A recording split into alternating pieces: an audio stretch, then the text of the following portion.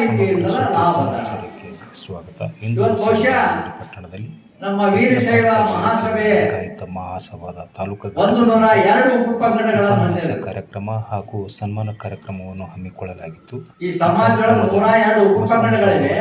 ಆ ಉಪಪಂಗಡಗಳೆಲ್ಲರೂ ನಾವು ಒಟ್ಟಾಗಿ ನಮ್ಮ ಸಮಾಜದ ನಮ್ಮ ಜನತೆಯ ಕಲ್ಯಾಣಕ್ಕಾಗಿ ಹೋರಾಟ ಮಾಡಿ ನಮ್ಮ ಮುಂದಿನ ಮಕ್ಕಳ ಭವಿಷ್ಯಕ್ಕಾಗಿ ಉಜ್ವಲವಾದಂತಹ ಭವಿಷ್ಯಕ್ಕಾಗಿ ಸರ್ಕಾರದಿಂದ ಸಿಗಬೇಕಾದಂತಹ ಸೌಲಭ್ಯಗಳನ್ನ ನಾವು ಪಡೆಯಬೇಕಾದಂದ್ರೆ ಒಕ್ಕಟ್ಟಿನಿಂದ ಹೋರಾಟ ಮಾಡಿದ್ರೆ ಮಾತ್ರ ಸಾಧ್ಯ. ತಾಲೂಕಾ ಈ ಒಂದೊಂದೇ ಸಮಾಜ ಒಂದೊಂದೇ ಉಪಪಂಗಡಗಳು ಹೋರಾಡಿದ್ರೆ ಏನು ಅಧ್ಯಕ್ಷರಾದಂಥ ವೆಂಕನಗೌಡ ಪಾಟೀಲ್ ಇದನ್ನ ಅರ್ಥಕೊಂಡೆ ನಮ್ಮ ಅಖಿಲ ಭಾರತ ವೀರಶೈವ ಲಿಂಗಾಯತ ಮಹಾಸಭೆ 2 ವರ್ಷಗಳಿಂದಲೂ ಕೂಡ ಇಡೀ ವೀರಶೈವ ಲಿಂಗಾಯತ ಸಮಾಜದಲ್ಲಿ ಬರ್ತಕ್ಕಂಥ ಎಲ್ಲ ಒಳಪಂಗಡಗಳು ಕೇಂದ್ರ ಸರ್ಕಾರದ OBC ಪಟ್ಟಿಗೆ ಸೇರಿಸಬೇಕನ್ನೋದು ನಮ್ಮ ಹೋರಾಟ.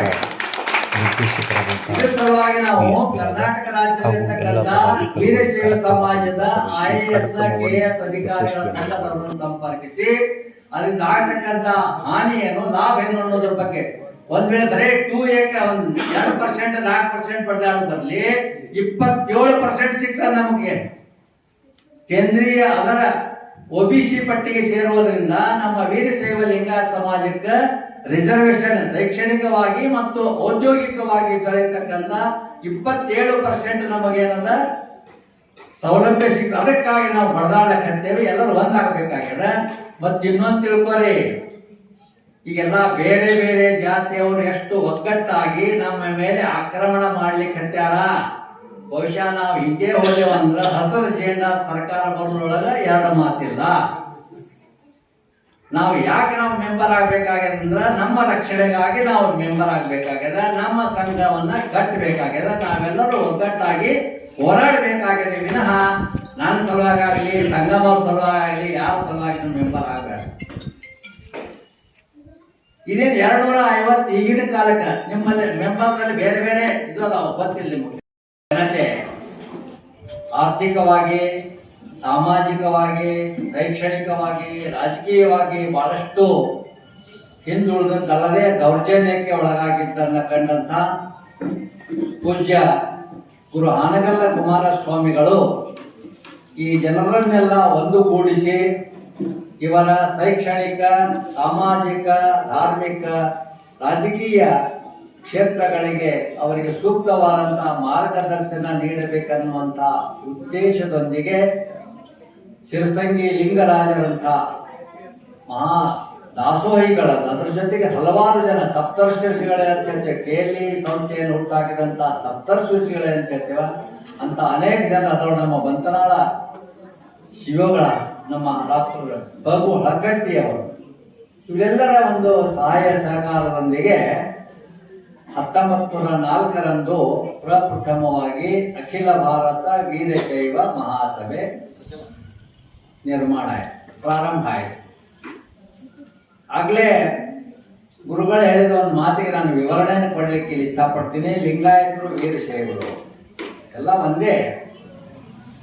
ಇದು ಮುಖ್ಯವಾಗಿ ಹಳೆ ಮೈಸೂರು ಭಾಗದಲ್ಲಿ ಆರಾಧ್ಯರು ಅಂತಕ್ಕಂಥವ್ರು ಏನಿದ್ದಾರೆ ಅವರೆಲ್ಲ ವೀರಶೈವರು, ಸ್ವಾಮಿಗಳ ಜಂಗಮರೇ ಅವರು.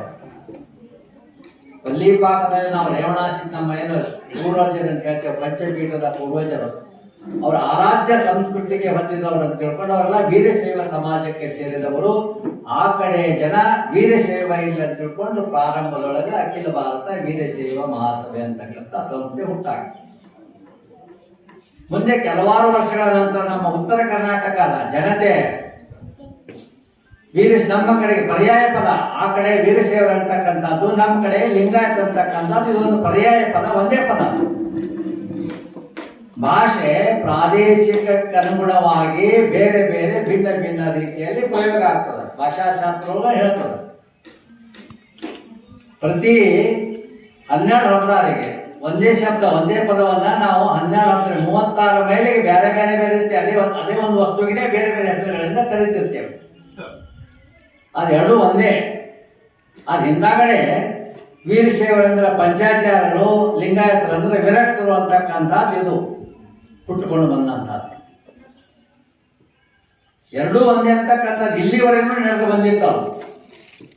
ಮಧ್ಯದಲ್ಲಿ ಅದನ್ನ ನಮ್ಮ ಕಡೆ ಜನ ಎಲ್ಲ ಸೇರಿ ಇದ್ರ ಜೊತೆಗೆ ಲಿಂಗಾಯತ್ ಅಂತಕ್ಕಂಥ ಪದವನ್ನು ಸೇರಿಸ್ಬೇಕಂತ ತಿಳ್ಕೊಂಡು ವೀರಶೈವ ಮಹಾಸಭೆಯಲ್ಲಿ ಚರ್ಚೆಯಾಗಿ ಕೆಲವು ಕಾಲ ವೀರಶೈವ ಲಿಂಗಾಯತ ಮಹಾಸಭೆ ಅಂತಕ್ಕಂಥ ಹೆಸರು ಜಾರಿಯಲ್ಲಿ ಬಂದಿತ್ತು. ಮತ್ತೆ ಆ ಕಡೆ ಜನ ಸ್ವಲ್ಪ ಅದಕ್ಕೆ ಪ್ರತಿಭಟನೆ ಮಾಡಿದ್ರಿಂದ ಅದು ನಮ್ದು ರಿಜಿಸ್ಟ್ರೇಷನ್ ಆಗಿದ್ದು ಅಖಿಲ ಭಾರತ ವೀರಶೈವ ಮಹಾಸಭೆ ಅಂತಕ್ಕಂಥ ಹೆಸರು. ನಾವು ಹೆಸರನ್ನ ಬದಲಾವಣೆ ಮಾಡಿದ ನಂತರ ಮತ್ತೆ ರಿಜಿಸ್ಟ್ರೇಷನ್ ದಲ್ಲಿ ಕೂಡ ಹೆಸರನ್ನ ಬದಲಾವಣೆ ಮಾಡಬೇಕಾದಂತ ಕಾನೂನಿನ ಕ್ರಮ ಇದೆ. ಆನಂತರ ಮತ್ತೆ ಎಲ್ಲರೂ ಕೂಡ್ಕೊಂಡಾಗ ಇಲ್ಲ ಅದು ಅಖಿಲ ಭಾರತ ವೀರಶೈವ ನಮ್ಮ ನಡುವೊಂದು ಸಮಸ್ಯೆ ಹುಟ್ಟಲ್ಲ. ನಮ್ಮೆಲ್ಲ ರಾಜಕೀಯ ಮುತ್ಸದ್ದಿಗಳು ನಮ್ಮಲ್ಲಿ ಸಮಾಜದಲ್ಲಿ ಏನಾದ್ರೂ ಕಂಟಕವನ್ನು ಮಾಡ್ತಕ್ಕಂಥವ್ರು, ಸಮಾಜವನ್ನು ಹೊಡೆದಾಡ್ತಕ್ಕಂಥವ್ರು, ಹಾಳು ಮಾಡೋರು ಯಾರು ಇದ್ರು ಅವರು ಒಂದು ಸ್ವಾಮಿಗಳು, ಒಂದು ರಾಜಕೀಯ ಮುತ್ಸದ್ದಿಗಳು.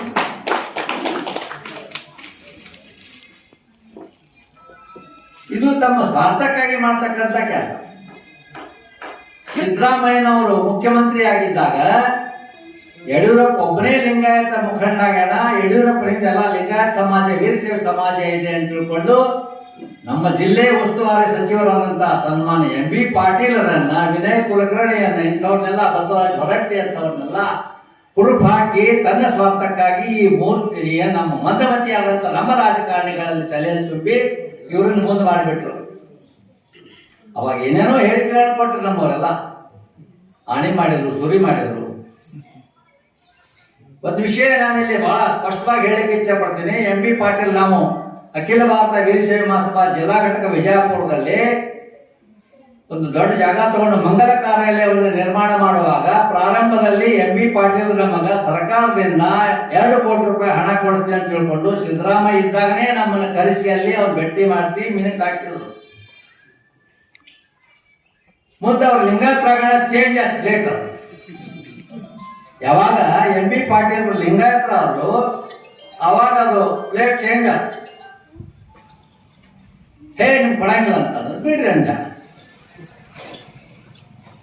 ಸಾಹೇಬ್ರ, ನಮ್ಮ ದೇಶದಲ್ಲಿ, ನಮ್ಮ ನಾಡಿನಲ್ಲಿ, ಅದರೊಳಗೂ ನಮ್ಮ ಜಿಲ್ಲೆಯೊಳಗ ಕೊಡಗೈ ದಾನಿಗಳು, ದಾಸೋಹಿಗಳು ಬಹಳಷ್ಟು ಜನರದಾರ.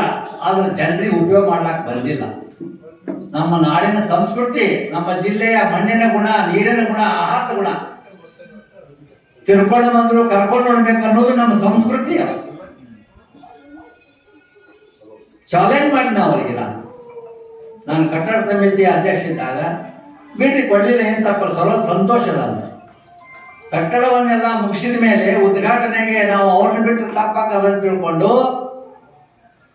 ಅವ್ರಿಗೆ ಹೋಗಿ ಆಮಂತ್ರಣ ಕೊಡ್ಲಿಕ್ಕೆ ಮನೆಯೊಳಗೆ ಬಾಳತ್ತ ಹೇಳ್ರಿ ಸರ, ಹಂಗ ನಾ ಲಿಂಗಾಯತದ ಮುಖಂಡದೀನಿ, ನಾ ಬಂದ್ರೆ ತಪ್ಪಾಕಲ್ಲ. ಹಂಗೀಗ ಗೌಡ್ರ ಒಂದು ಮಾತನ್ನ ನೆನಪು ನಿಮ್ಗೂ ಹೇಳ್ತೀನಿ, ನಿಮ್ಗೂ ಕೂಡ ನನ್ನನ್ನು ಕೂಡಿಕೊಂಡೇ ನಿಮ್ಗೆಲ್ಲರಿಗೂ ಏನದಂದ್ರ, ನಾವು ಹೊರಗೆಲ್ಲ ಲಿಂಗಾಯತರು, ಮನ್ಯಾಗ ಮಾಡಲ್ಲ ವೀರಶೈವರು.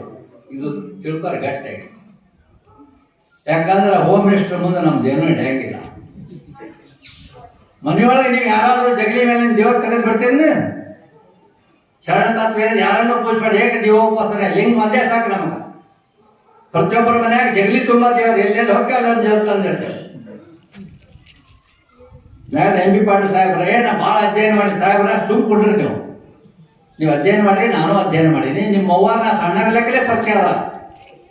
ಒಂದೇ ಒಂದು ನಿಮ್ ಲಿಂಗಾಯತರ ಆಗ್ಬೇಕಾರ ನಿಮ್ಮ ಮನೆಗೆ ಹೋಗಿ ನಿಮ್ಮ ಅವ್ವರಿಗೆ ಜಗಲಿ ಮೇಲೆ ದೇವ್ರ ತೆಗೆ ಅಂತ ಹೇಳ್ರಿ, ಅವಾಗ ನಾನು ನಿಮ್ ಲಿಂಗಾಯತ ಗೌಡ್ರ ಅದ ಸಾಧ್ಯ ಮಾತು. ಇಲ್ರಿ ಸರ್ ಎಲ್ಲ ಬಿಡ್ರಿ, ಏನು ಬಿಡ್ರಿ ಸಂತೋಷ. ನಾವು ನಮ್ಮ ಜಿಲ್ಲೆಯ ಒಬ್ಬ ಮಂತ್ರಿ ಅದಾರ, ಅವ್ರನ್ನ ಆಮಂತ್ರಣೊಳಗೆ ಹಾಕೋಬೇಕು, ಕರಿಬೇಕನ್ನುವಂತ ಉದ್ದೇಶದಿಂದ ನಾವು ಹೋದವರು.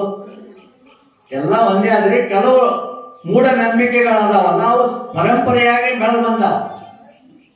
ಈಗ ನೀವ ನೋಡ್ರಿ, ಹೋಗೋದ್ನಾಗ ಅಕಸ್ಮಾತ್ ಬೆಕ್ಕಾಟ ಬಂತಂದ್ರ ಕುಂಡಿರ್ತೀರಿ, ಇಲ್ಲ ಯಾರು ಹೋಗೋದ ನೋಡ್ತೀರಿ. ಇದು ತಪ್ಪ ಅಂತಕ್ಕಂಥ ನಮ್ಮ ಶರಣ ಹೇಳಲ್ಲ. ಅದನ್ನ ಯಾರಾದ್ರೂ ನಾವು ಪಾಲಿಸ್ತೇವ?